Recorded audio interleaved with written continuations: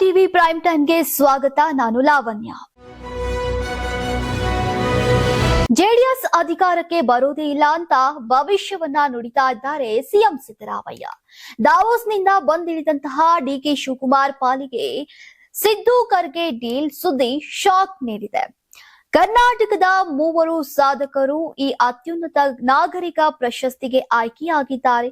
ದೇಶವನ್ನೇ ಬೆಚ್ಚಿ ಬೀಳಿಸಿದಂತಹ 400 ಕೋಟಿ ದರೋಡೆಯ ರೋಚಕ ಸುದ್ದಿಗಳನ್ನ ನೋಡ್ತಾ ಹೋಗೋಣ ಇವತ್ತಿನ ಪ್ರೈಮ್ ಟೈಮ್ ನಲ್ಲಿ.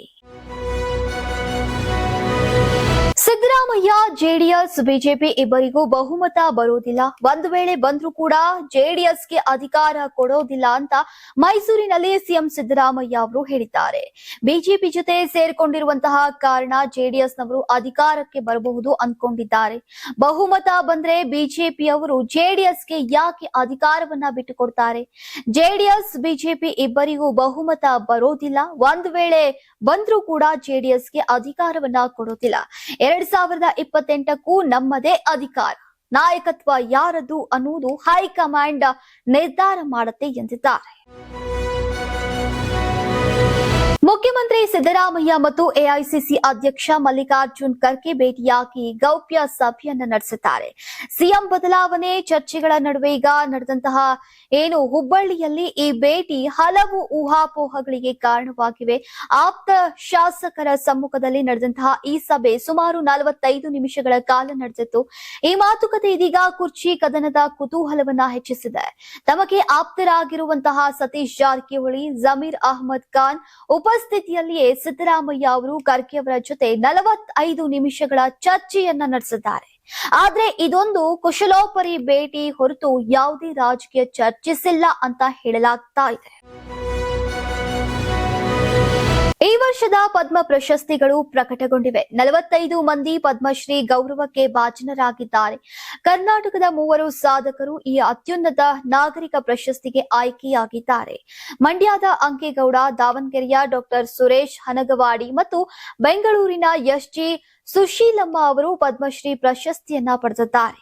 ದೇಶದ ವಿವಿಧ ಕ್ಷೇತ್ರಗಳಲ್ಲಿ ಸೇವೆಯನ್ನ ಸಲ್ಲಿಸಿದವರನ್ನ ಗುರುತಿಸಲಾಗಿದೆ. ಕರ್ನಾಟಕದ ಮಂಡ್ಯ ಮೂಲದ ಪುಸ್ತಕ ಪ್ರೇಮಿ ಅಂಕೇಗೌಡ, ದಾವಣಗೆರೆಯ ವೈದ್ಯ ಡಾಕ್ಟರ್ ಸುರೇಶ್ ಹಾಗೂ ಬೆಂಗಳೂರಿನ ಸಮಾಜ ಸೇವಕಿ ಎಸ್ಜಿ ಸುಶೀಲಮ್ಮ ಅವರಿಗೆ ಈಗ ಪದ್ಮಶ್ರೀ ಪ್ರಶಸ್ತಿ ಲಭಿಸಿದೆ.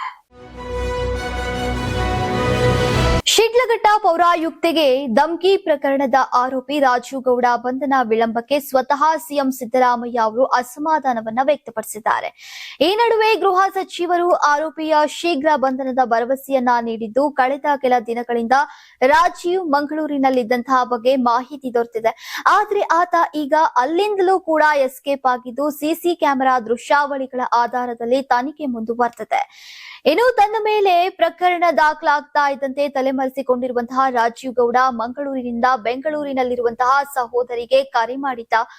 ಕಳೆದ 3 ದಿನಗಳಿಂದ ರಾಜೀವ್ ಗೌಡ ಮಂಗಳೂರಿನಲ್ಲಿದ್ದಂತಹ ಬಗ್ಗೆ ಮಾಹಿತಿ ಸಿಕ್ಕ ಹಿನ್ನೆಲೆಯಲ್ಲಿ ಆತನ ಸಹೋದರಿಯನ್ನ ಪೊಲೀಸರು ತೀವ್ರ ವಿಚಾರಣೆಗೆ ಒಳಪಡಿಸಿದ್ದಾರೆ. ಆದರೆ ರಾಜೀವ್ ಗೌಡ ಅದಾಗಲೇ ಮಂಗಳೂರಿನಿಂದ ಕೂಡ ಪರಾರಿಯಾಗಿದ್ದಾನೆ. ರೈಲ್ವೆ ಸ್ಟೇಷನ್ ನಲ್ಲಿ ಕಾರು ಬಿಟ್ಟು ಎಸ್ಕೇಪ್ ಆಗಿರುವಂತಹ ಬಗ್ಗೆ ಮಾಹಿತಿ ದೊರೆತಿದೆ.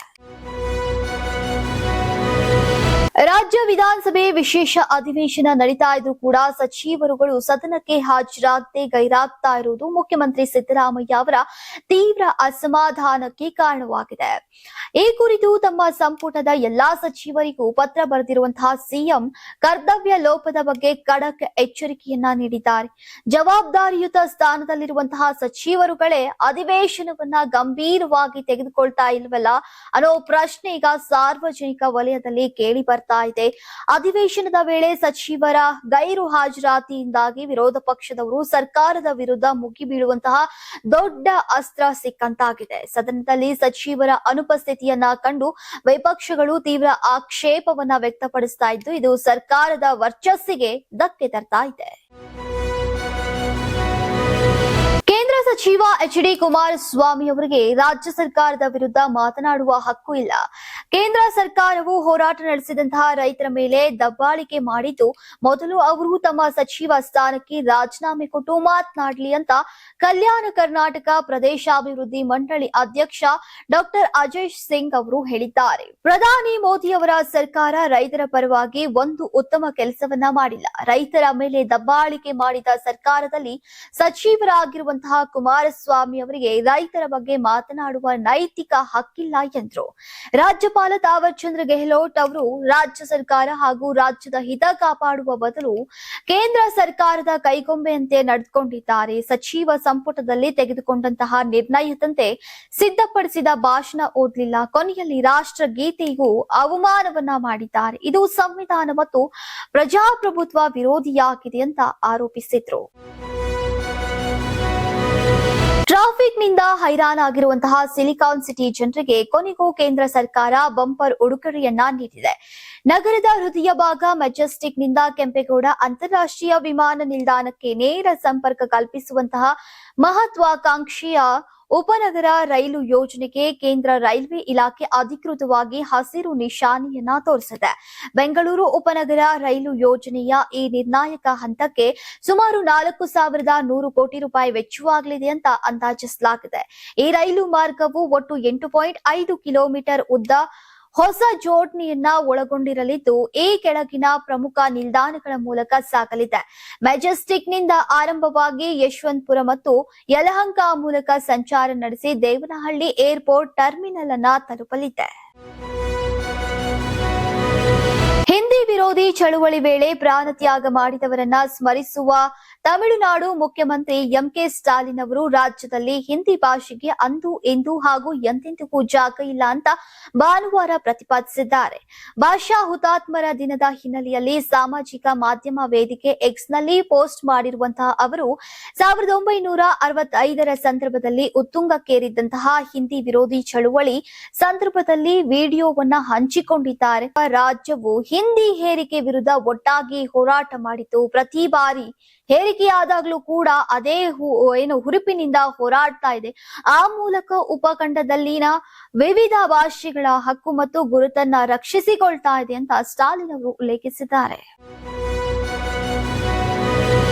ರಾಷ್ಟ್ರೀಯ ಮತದಾರರ ದಿನದ ಅಂಗವಾಗಿ ಪ್ರಧಾನಿ ನರೇಂದ್ರ ಮೋದಿ ಅವರು ದೇಶದ ನಾನಾ ಭಾಗಗಳಲ್ಲಿರುವಂತಹ ಮೈ ಭಾರತ್ ಸ್ವಯಂ ಸೇವಕರು ಹಾಗೂ ಯುವ ಜನತೆಗೆ ಪತ್ರವನ್ನ ಬರೆದಿದ್ದಾರೆ. ಮತದಾರರಾಗುವಂತಹ ಕ್ಷಣವನ್ನ ಹಾಗೂ ತಮ್ಮ ಸುತ್ತಮುತ್ತಲಿನವರು ಮತದಾರರಾಗುವ ಸಂದರ್ಭವನ್ನ ಸಂಭ್ರಮದಿಂದ ಆಚರಿಸಬೇಕು ಅಂತ ಯುವ ಜನತೆಗೆ ಕರೆಯನ್ನ ನೀಡಿದ್ದಾರೆ.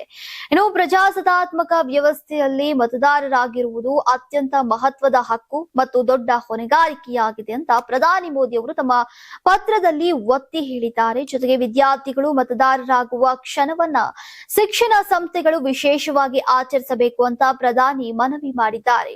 ಪ್ರಿಯ ನಾಗರಿಕರೇ, ರಾಷ್ಟ್ರೀಯ ಮತದಾರರ ದಿನದಂದು ನಿಮಗೆ, ನಿಮ್ಮ ಕುಟುಂಬ ಮತ್ತು ಸ್ನೇಹಿತರಿಗೆ ಶುಭಾಶಯಗಳು.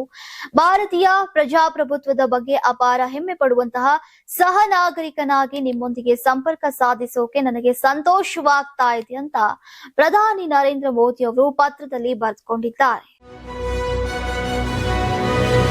ಬೆಳಗಾವಿ ಜಿಲ್ಲೆಯ ಖಾನಾಪುರ ತಾಲೂಕಿನ ಚೋರ್ಲಾ ಘಾಟ್ನಲ್ಲಿ ಖತರ್ನಾಕ್ ರಾಬರಿ ಗ್ಯಾಂಗ್ ಒಂದಲ್ಲ ಎರಡಲ್ಲ ಬರೋಬ್ಬರಿ 400 ಕೋಟಿ ರೂಪಾಯಿ ಹಣವನ್ನ ದರೋಡೆ ಮಾಡಿದೆ.